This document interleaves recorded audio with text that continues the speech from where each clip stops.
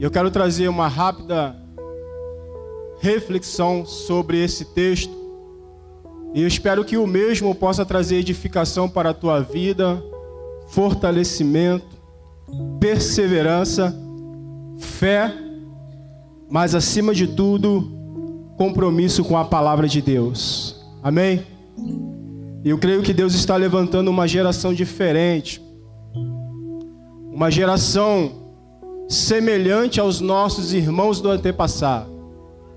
Quando nós olhamos para a igreja de Atos dos Apóstolos, nós vemos que os irmãos se reuniam e vendiam tudo que tinham, suas propriedades, suas fazendas, seus bens, e todo o lucro que eles granjeavam, depositavam aos pés dos apóstolos, e nenhum deles havia necessidade, porque todos contribuíam e ajudavam um ao outro. E eu creio que ainda vai chegar um tempo em que a igreja do século 21 há de ser comparada com a igreja de Atos dos Apóstolos. Mas no decorrer do tempo, parece que a igreja tem perdido esta essência, mas o Senhor Jesus há de resgatá-la, ela, em nome do Senhor Jesus, para que o inferno seja abalado, Satanás seja repreendido, o nome do Senhor seja glorificado e você seja abençoado em nome de Jesus. Amém? Quantos acharam aí? Digo amém. Eu vou estar lendo aqui e você vai me acompanhar em nome de Jesus. Evangelho de João, capítulo 6, a partir do versículo 60, que nos diz assim: muitos, pois, dos seus discípulos, ouvindo isso, disseram: duro é este discurso, quem o pode ouvir? Sabendo, pois, Jesus em si mesmo que os seus discípulos murmuravam a respeito disso, disse-lhes: isto vos escandaliza? Que seria, pois, se visses subir o Filho do Homem para onde primeiro estava? O Espírito é o que vivifica, a carne para nada aproveita.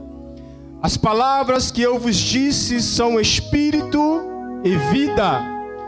Mas há alguns de vós que não creem, porque bem sabia Jesus desde o princípio quem eram os que não criam e quem eram os que havia de entregar.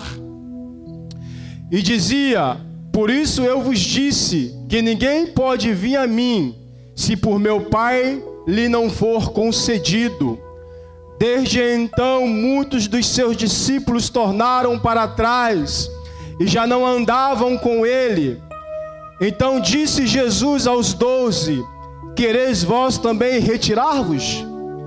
Respondeu-lhe, pois, Simão Pedro: Senhor, para onde iremos nós, se só tu tens as palavras de vida eterna? Você pode aplaudir ao Senhor por esta palavra? Oh, aleluia! Glória a Deus! Só tu tens as palavras de vida eterna! Glória a Deus! Podemos assentar, amados. Quando nós lemos um texto como esse, a primeira coisa que nós temos que fazer é nos perguntar: qual tipo de evangelho nós temos vivido, ou qual tipo de evangelho que nós queremos viver? E nós bem sabemos que o evangelho, a palavra evangelho significa o quê? As boas novas.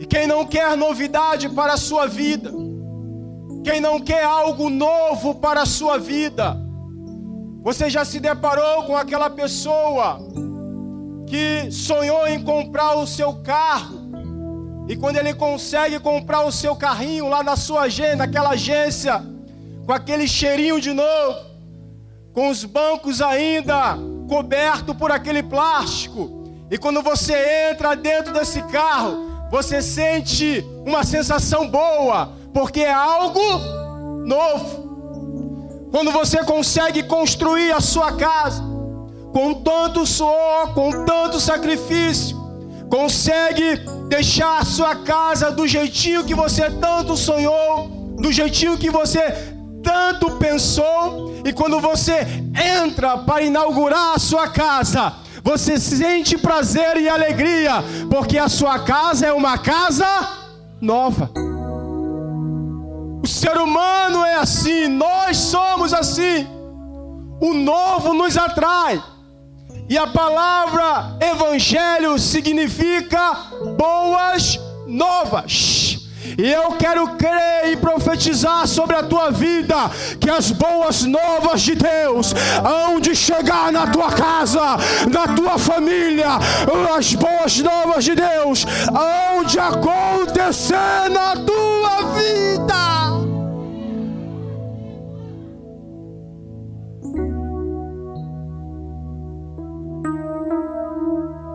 Quando nós lemos esse texto, nos perguntamos qual tipo de evangelho nós temos vivido ou qual tipo de evangelho nós queremos viver.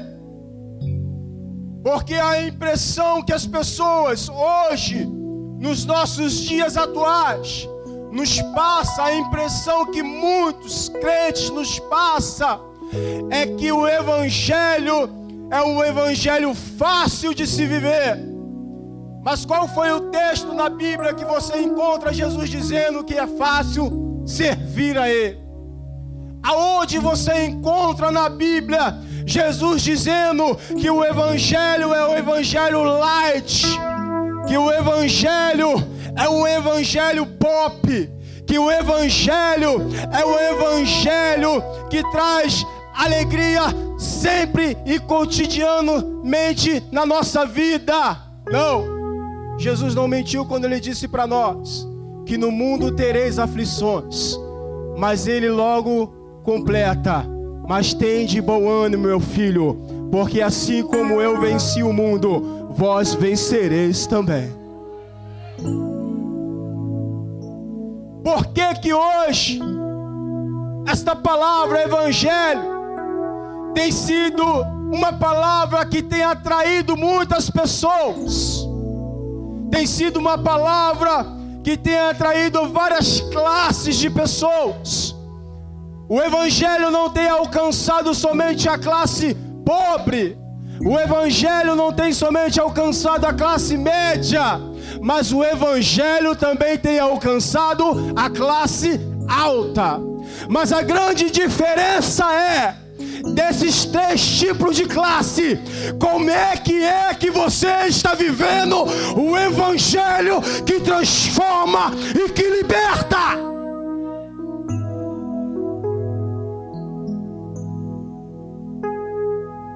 Jesus veio a este mundo com uma missão: pregar o evangelho e a salvação e o reino de Deus. Só o que me chama a atenção, amados, é que muitos querem viver, como eu disse, um evangelho light, de fácil acesso, tudo muito, podemos assim dizer, açucarado.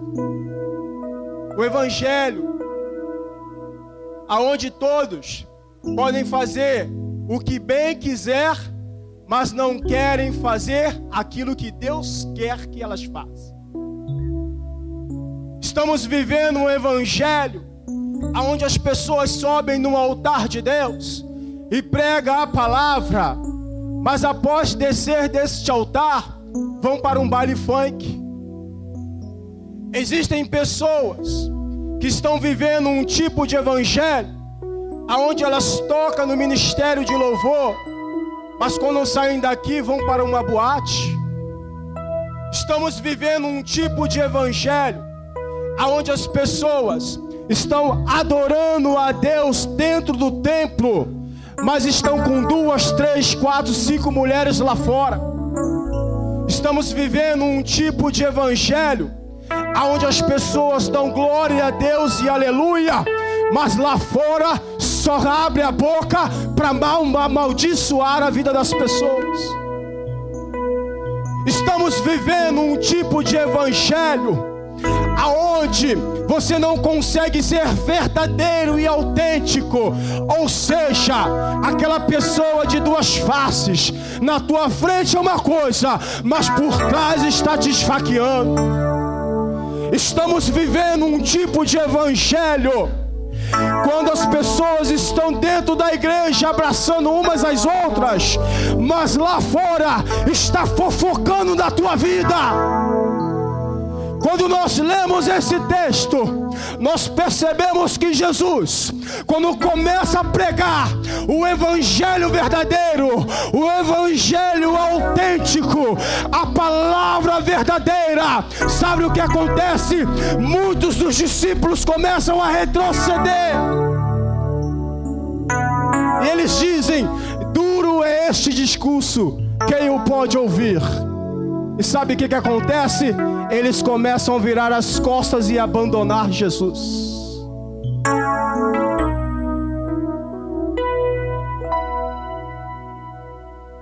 Quando Jesus se revela o pão da vida, e quando Jesus diz que para você ter vida, que para você ter graça, que para você ter a bênção da salvação, era necessário comer o pão da vida e beber o sangue, da onde você nunca mais teria sede. Jesus se revela no texto anterior ser o pão da vida, e Jesus começa em cima desse texto trazer uma palavra, uma revelação profunda do que é ser o pão da vida. Porque quando Jesus fez o milagre da multiplicação, muitos procuravam Jesus para saciar a fome física. Ei, mas Jesus não queria apenas saciar a fome física daquele povo. Jesus queria saciar a fome espiritual. Por isso ele diz: eu sou o pão da vida, e quem de mim comer nunca mais terá fome.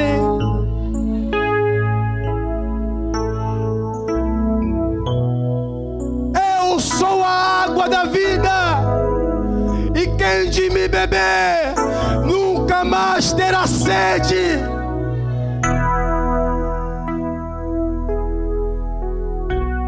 Só que alguns não conseguiram entender isso.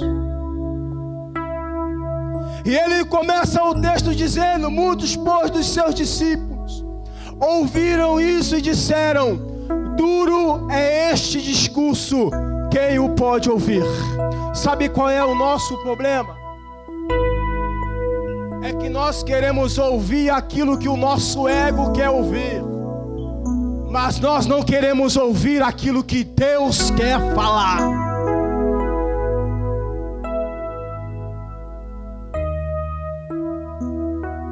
Enquanto você estiver massageando o ego do seu irmão, enquanto você estiver massageando o ego da sua irmã, ele vai estar ali contigo. Ei, mas quando Deus começar a trazer a palavra dura, aí nós vamos ver quem verdadeiramente está servindo a Jesus de coração, ou está aqui de fachada. Eu quero profetizar sobre a tua vida que tu não és um crente de fachada, mas um crente autêntico, vivendo o evangelho autêntico para um Deus autêntico e verdadeiro. Você pode aplaudir a Ele. Oh, aleluia!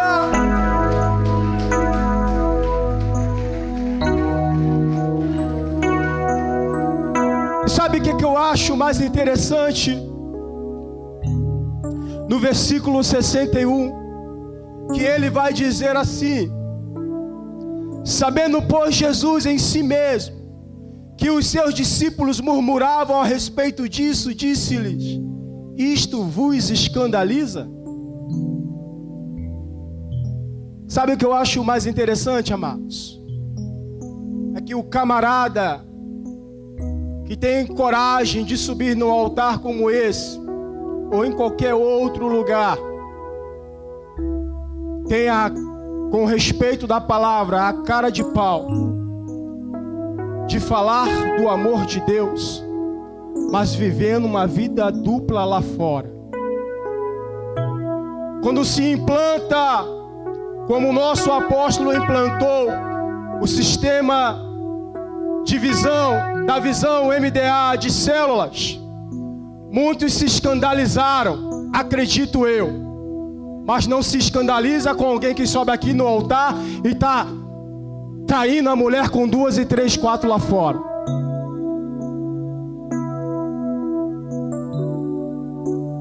Eu fico admirado quando o crente que sobe no altar para pregar a palavra de Deus e ouve de implantações para o crescimento do reino de Deus e se escandaliza, mas não se escandaliza com a pouca vergonha que faz lá fora.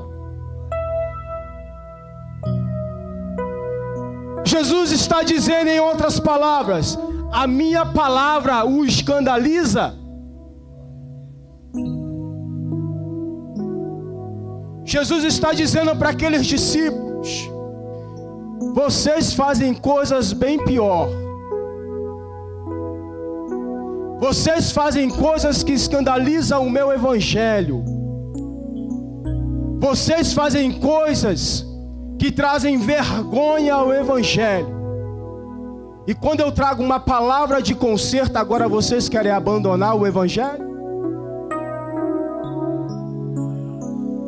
Quando eu trago o prumo sobre a minha igreja, vocês agora querem se desviar? Quando eu quero trazer o conserto para a minha igreja, agora vocês querem pular do barco?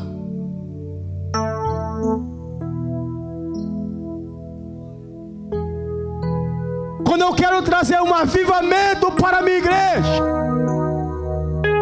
vocês querem continuar com a mesma vida espiritual fracassada, derrotada, sem graça e sem cor. Ei, eu quero te dizer nesta noite, quando nós começarmos a entender o que é o verdadeiro evangelho, a nossa vida nunca mais será a mesma.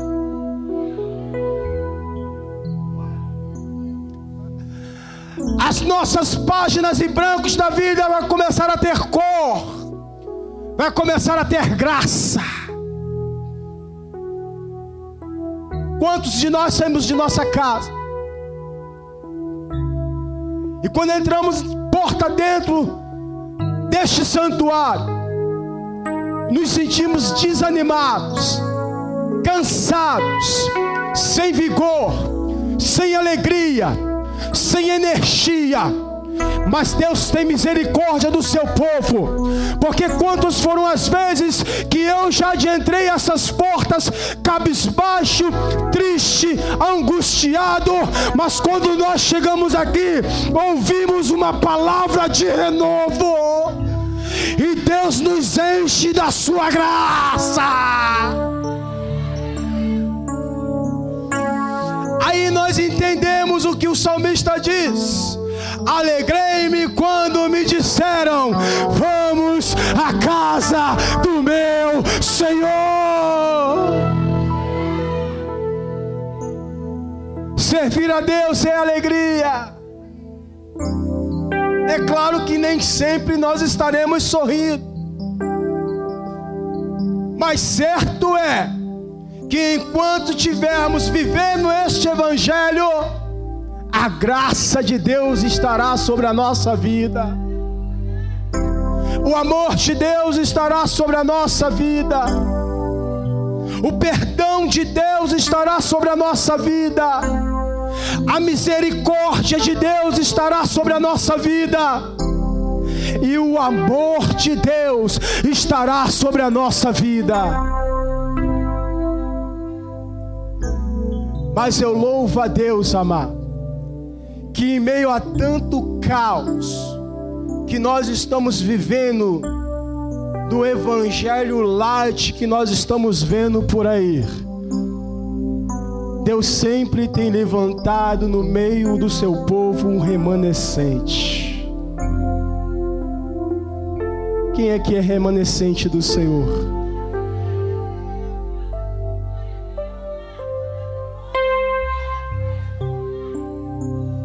Você pode me dizer, pastor Márcio, o que é um remanescente? O remanescente é aquele que não se vende por 30 moedas de prata. O remanescente é aquele quando está lá fora e o diabo vem com as suas oferendas, ele nega.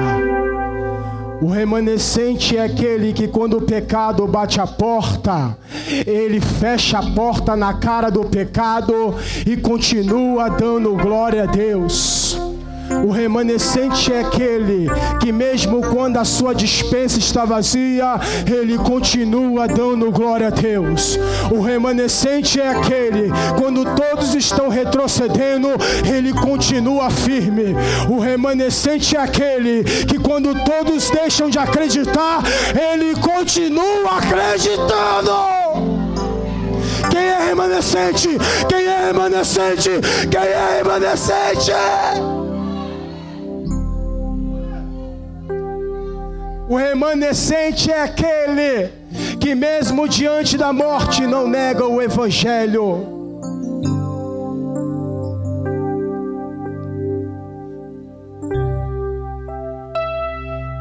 Jesus então começa a trazer uma palavra dura.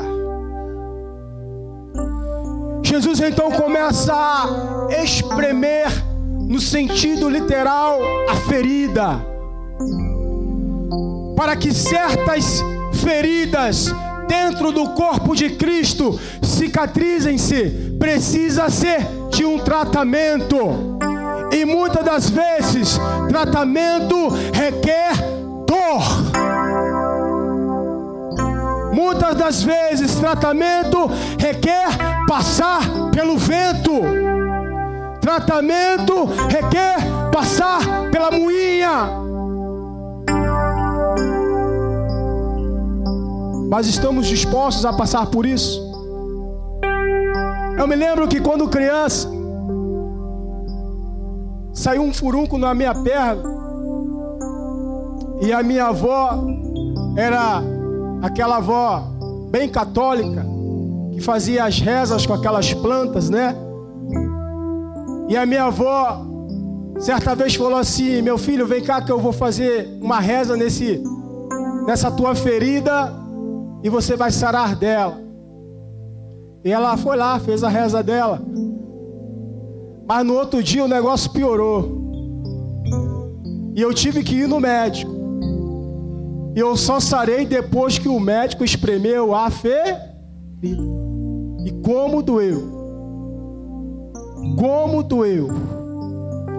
Ei, se for necessário Jesus nos espremer, para que feridas sejam cicatrizadas, que assim seja, mas você vai sair daqui lavado, remido, transformado, avivado, edificado, santificado, para a glória do nome do Senhor Jesus. Porque entendemos que a igreja é um corpo, como nos diz a palavra do Senhor. Cristo é a cabeça. O braço só vai para onde a cabeça direciona. Qualquer movimento que você faz no corpo, automaticamente começa onde? No teu cérebro. Você já ouviu falar de morte cerebral? Porque é o cérebro que comanda todo o seu corpo. O dia que o teu cérebro parar, o teu corpo vai parar. Mas levanta a tua mão que eu quero profetizar sobre a tua vida, que o Senhor está te dando, como diz a palavra dele, a mente de Cristo. A mente de Cristo. Coloca a sua mão sobre a sua cabeça e diz assim: Senhor, me dê a mente de Cristo, uma mente renovada, uma mente sarada, uma mente curada, uma mente transformada.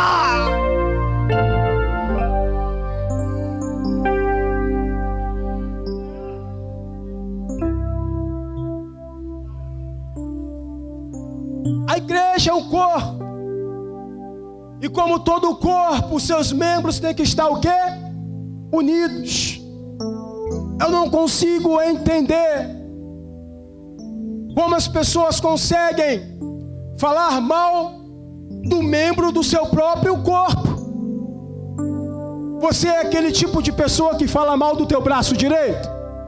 Não, porque você precisa do seu braço direito. Você é aquele tipo de pessoa que fala mal do seu braço esquerdo? Não, porque você precisa do seu braço esquerdo. E por que tu fala mal do teu irmão? E por que tu fofoca do teu irmão? Se ele é membro contigo dentro desse corpo. Se ele está enraizado contigo dentro desse corpo.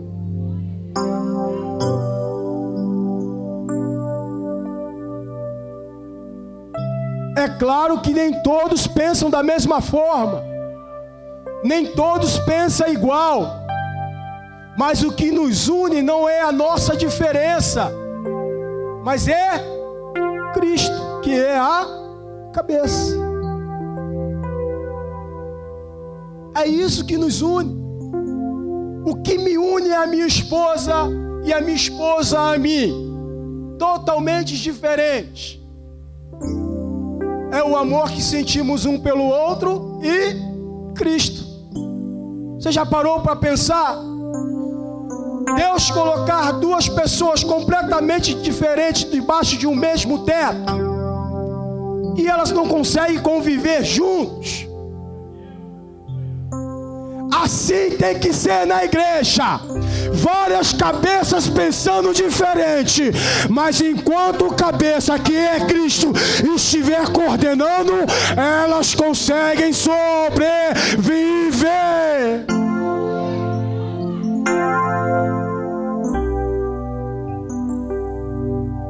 Você já se deparou com aquela situação que a esposa quer reformar a casa, mas o marido quer comprar o carro? Eu quero a casa, não, eu quero o carro. Eu quero a casa, não, eu quero o carro. Tá bom, vamos orar. O que Deus falar a gente faz. Aí Deus vai lá, reforma a casa. A varoa venceu. Aí o varão faz aquele bico, mas foi Deus que falou, vai reformar a casa. Porque pensam diferentes, mas quem dá a última palavra é o Senhor. Como é que está a situação dentro da tua casa? Vira para o teu irmão e diz assim: meu amado, como é que está a harmonia dentro do seu lar?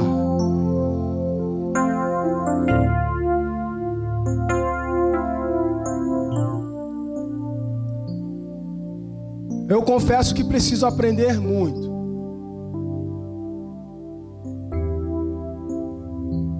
Mas eu acredito que Deus também usa aquele que precisa aprender. Eu não sei porque a palavra está indo para um outro lado. Mas não se preocupa que ainda vou voltar para o texto. Como é que está a harmonia dentro do seu lar? Nós entendemos que a igreja é o corpo, e que Cristo é o cabeça, e que nós somos membros deste corpo. Já foi dito aqui uma vez pelo nosso apóstolo, que quando você fere uma parte do seu corpo, é só aquela parte que sente a dor? É todo o corpo.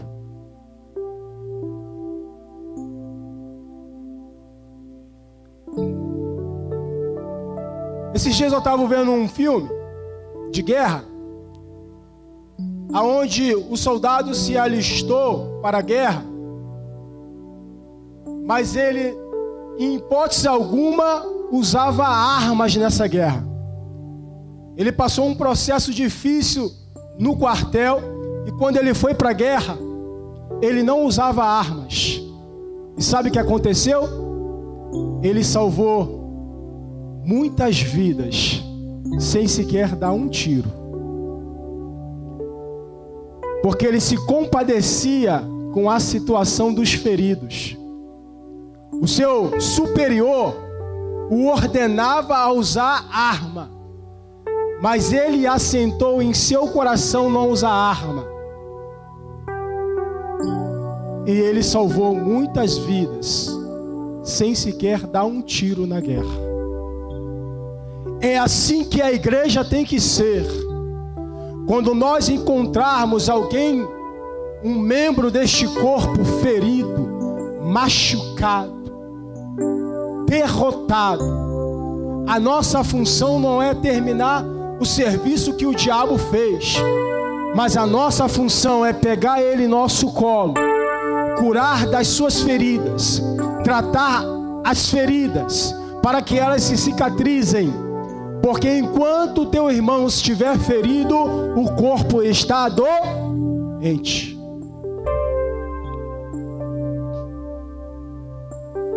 Qual é a real finalidade do Evangelho? Como eu já disse, é pregar as boas novas do Senhor e conduzir as pessoas que estão sem Cristo à salvação mediante o sacrifício de Jesus. O Evangelho é transformar a vida daqueles que se encontram totalmente destruídos pela ação maligna e pela atuação do diabo no mundo. E quantas pessoas estão feridas, precisando de uma palavra, precisando de um suporte, precisando de um gesto. E a igreja muitas das vezes se encontra de braços cruzados. É claro que nós não vamos mudar o mundo. Não tem como mudarmos o mundo. Não tem como mudarmos a situação caótica que está o mundo. Mas nós podemos fazer a diferença.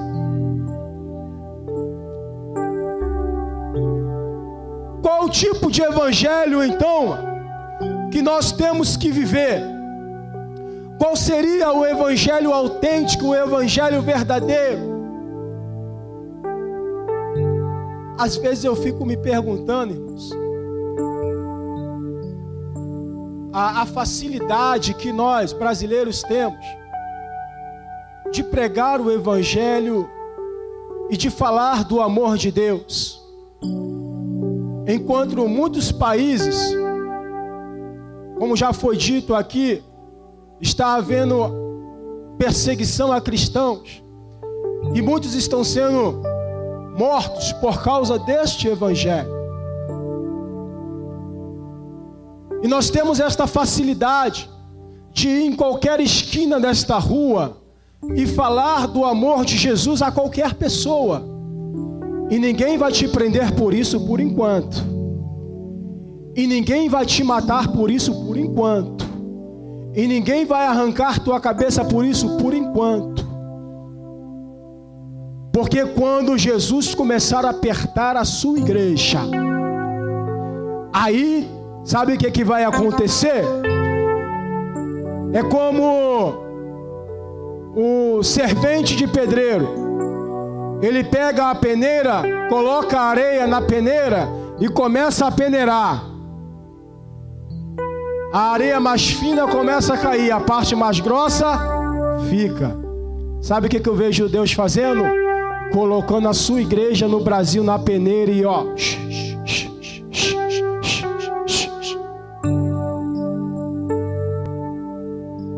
Vamos ver quem vai subir e quem vai ficar. Vamos ver agora quem está vivendo o evangelho verdadeiro e quem não está. Vamos ver agora se tem alguém que nega o meu nome ou não nega. Irmãos, estamos diante de uma palavra que é verdadeira. Estamos diante de profecias e de promessas dentro desta palavra, em que muitas delas já se cumpriram e que muitas outras ainda vão se cumprir.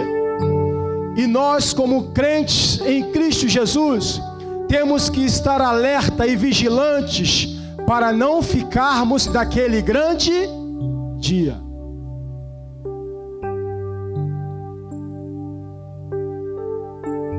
Dias atrás o meu tio faleceu, mas glória a Deus porque foi um servo fiel ao Senhor. Sabe por que hoje o meu irmão Eduardo, o meu irmão Sérgio, a minha irmã Jaqueline e muitos de nossa família estão na igreja? Sabe por causa de quem? Desse meu tio que foi embora. Eu me lembro que muitas das vezes ele chegava lá em casa, num dia de domingo à tarde, para nos convidar para ir para a igreja. E sabe o que nós fazíamos?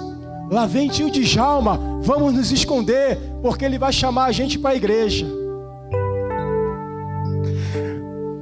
Oh, glória a Deus. Eu louvo a Deus pela perseverança dele, amados. Porque hoje eu e a minha casa servimos ao Senhor. Adoramos ao Senhor.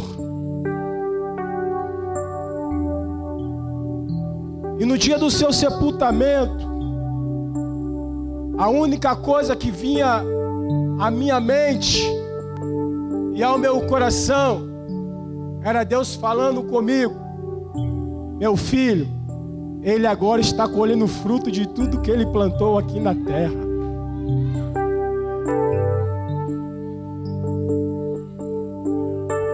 E aí, está disposto a viver o evangelho verdadeiro? O evangelho genuíno? É claro que ele não conseguiu alcançar a família inteira, mas nos deixou um legado.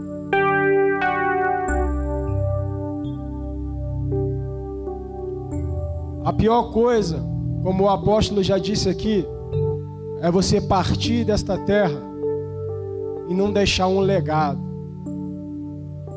Mas eu glorifico a Deus, porque ainda existem remanescentes que acreditam no milagre, na vida daqueles que já não acreditam mais. Mas eu glorifico a Deus, porque ainda existem pessoas que acreditam numa transformação naqueles que já não acreditam mais.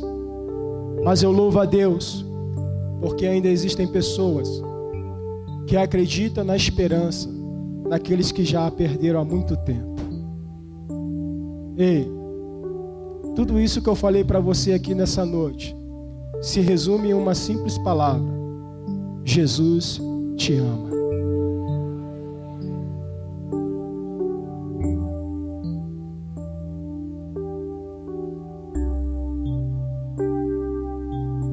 Consegue entender o teor dessa palavra? Jesus te ama. Um amor incondicional. Um amor sem fronteiras. Um amor que não olha a aparência. Um amor que não olha o seu histórico de vida do passado. Nós falávamos isso lá na nossa célula quando inauguramos na terça-feira juntamente com o irmão Marcos Vicente. Falávamos sobre o amor de Deus.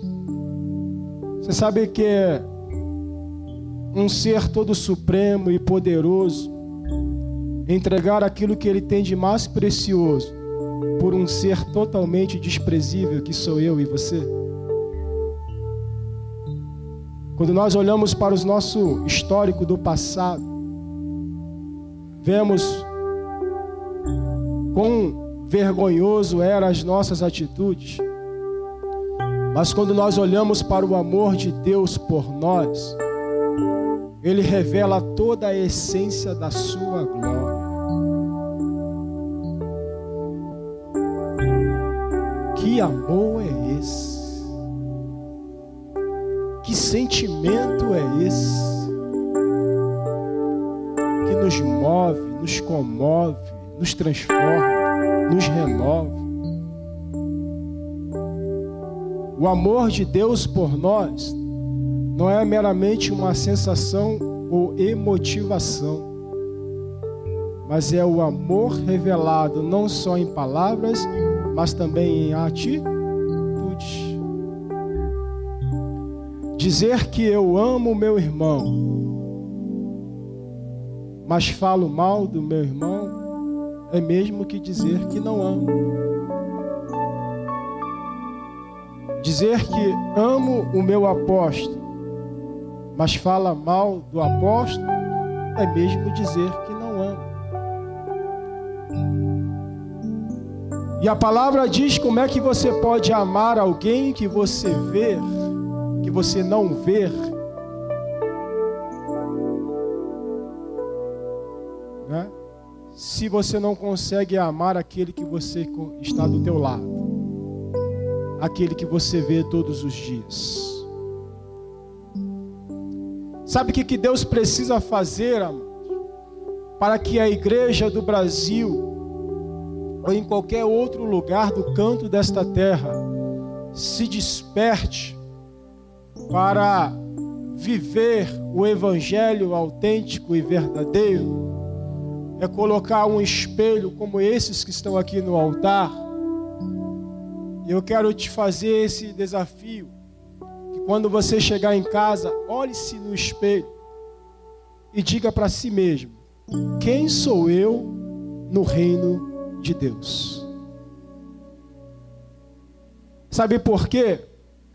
Quando você olhar para o espelho e disser quem sou eu no reino de Deus, o espelho do outro lado vai refletir aquilo que você é do lado de fora. O espelho vai refletir aquilo que verdadeiramente você é. E que possamos fazer uma reflexão de como nós estamos vivendo este evangelho. Amém? Eu quero encerrar esta mensagem terminando de ler o texto aqui com você.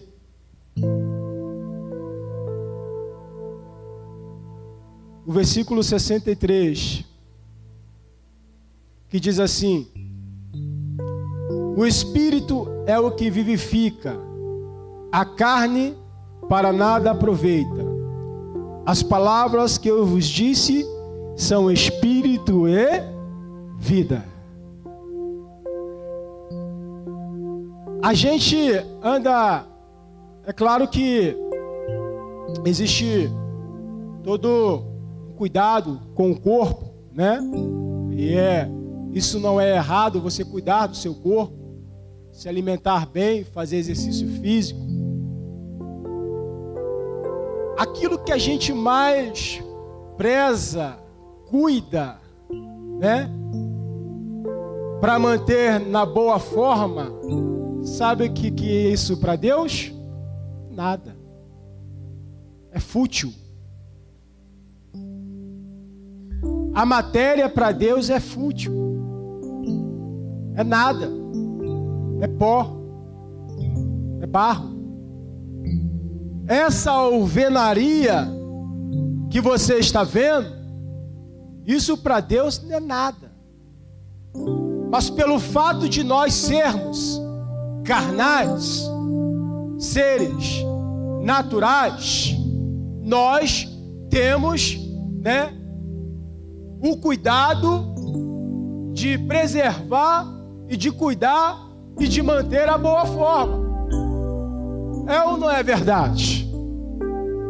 Quando começa a se aparecer algumas rugas, as mulheres já começam a ficar preocupadas, né? O famoso pé de galinha, elas já começam a procurar, né, algum especialista para dar uma esticada aqui, uma esticada ali. Os cabelos vão embora, né? A estética. Nós queremos cuidar da estética. Mas vira para o teu irmão e diz assim: ei, isso tudo aí vai virar pó. O que Deus quer é o que está dentro de você. Você pode aplaudir ao Senhor por isso? Aleluia!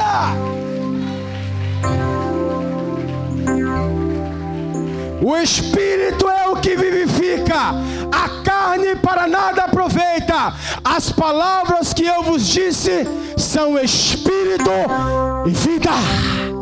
Vida, vida, vida, vida, vida. Você consegue entender o teor desta palavra? Vida, vida, vida.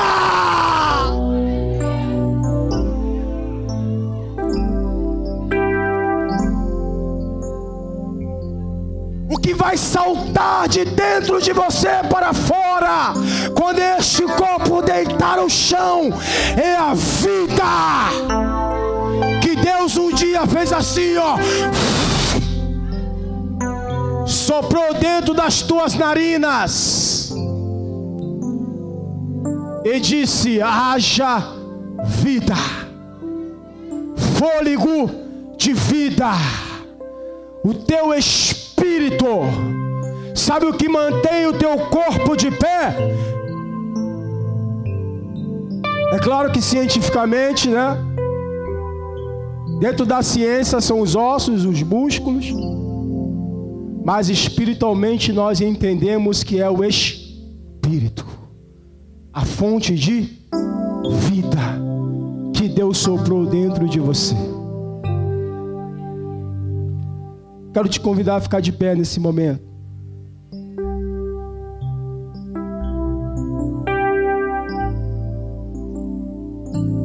Jesus então, ele traz uma palavra naquela sinagoga e traz uma mensagem, como de costume. E havia uma multidão ao redor de Jesus, assim como está aqui hoje, essa multidão. Jesus então assume a tribuna. Imagine Jesus pregando nos dias de hoje, amado. Como seria?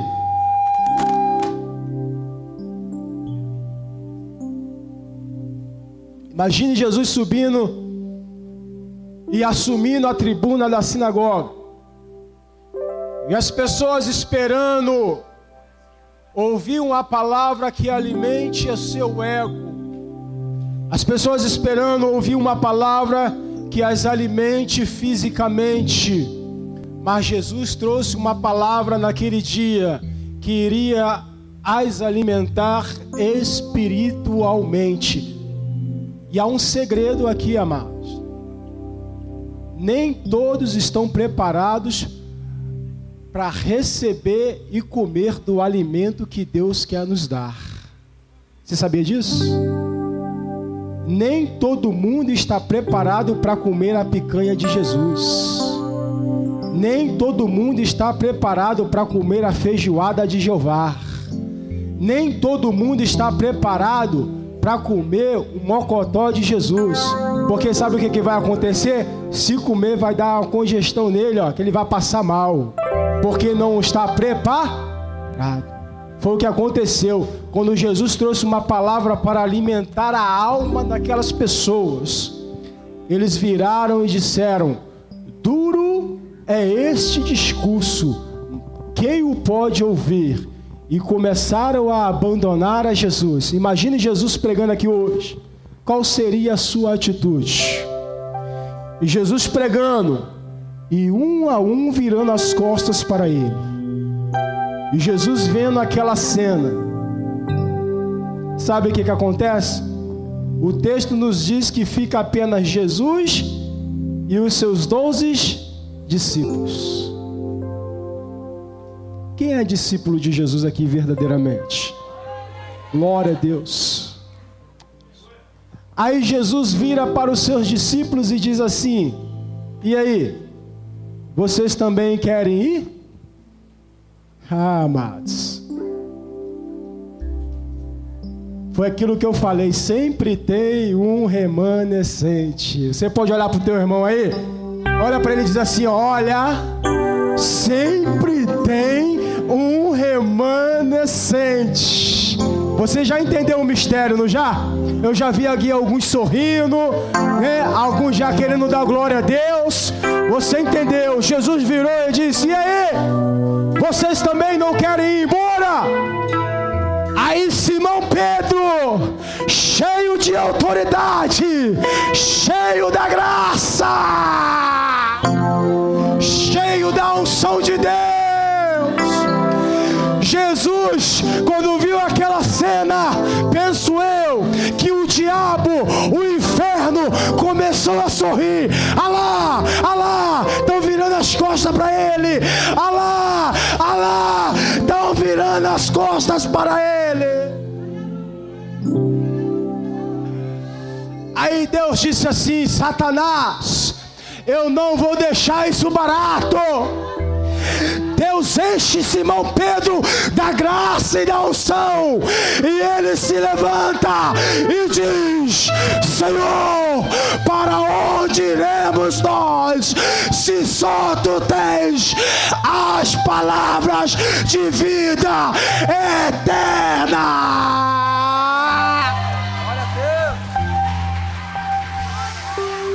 Se é para Jesus, pode ser mais forte, pode ser mais forte. Oh,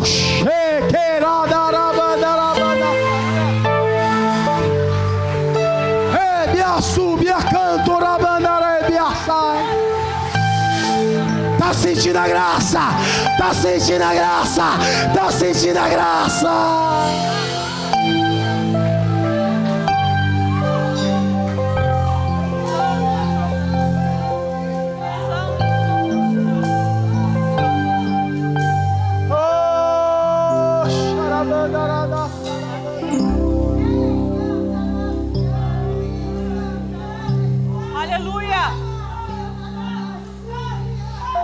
Rebia subia canto e a banda raia séria. Rebia subi que a darada séria. Remanto que piaqueria. Rabanda subia caia. Requede que para subia lá. Racanto que rabanda xarabandara. Eis que vejo os céus abertos.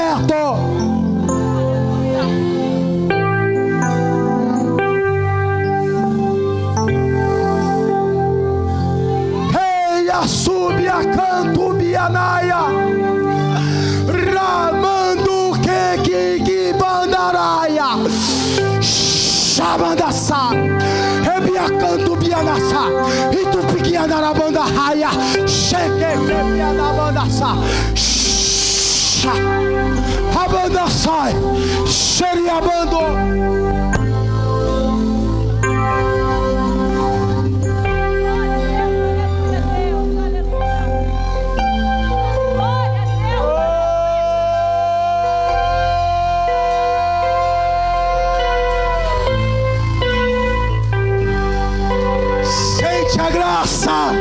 Sente a graça, sente a graça.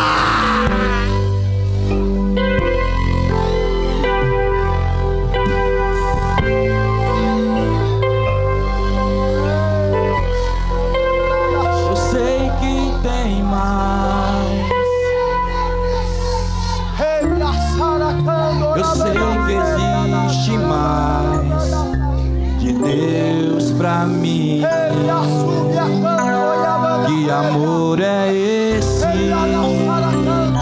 Que amor é esse? Que amor é esse? Eu não entendo.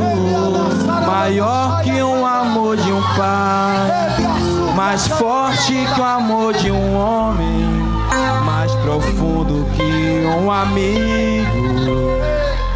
É o teu amor, maior que um amor de um pai, mais forte que o amor de um homem, mais profundo que um amigo. É o teu amor.